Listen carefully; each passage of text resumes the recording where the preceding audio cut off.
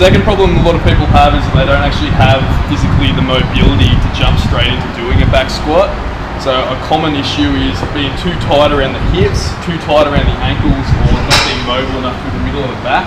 And what it tends to lead towards is either a rounding of the lower back at the bottom of the squat, or your heels lifting off the floor. So I'll give you a demo of what I'm talking about. So if someone's tight, what you'll tend to see is a bit of that. You'll see the heels coming up, or you'll see a rounding across the middle of the back here. Another thing you'll see, come around this side, is you'll see their knees tending to want to buckle inwards and cave, and actually what happens there is you get sort of stacked on yourself and push your butt under. It's a really shitty position. Corey's not very good at actually demoing a bad squat because his squat's too good. Anyway, so one exercise that's really handy for people who aren't ready for back squatting yet. You'll know if you're not ready if you just feel it all in your lower back and it comes from the heels planted. The dumbbell goblet squat.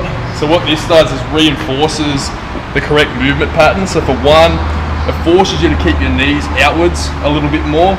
If our knees are coming inwards when we're squatting, for one, it's going to pull your butt under, and as well as that, it's really dangerous on these inside ligaments. So it forces you to keep your knees out.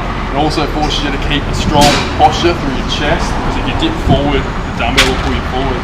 When you set up, all we're doing is holding it on your chest, keeping the elbows in tight next to the dumbbell, and when you go down, they're actually going to travel inside each of your knees. So it's going to force your knees outwards. So just demo one, control down, knees inside.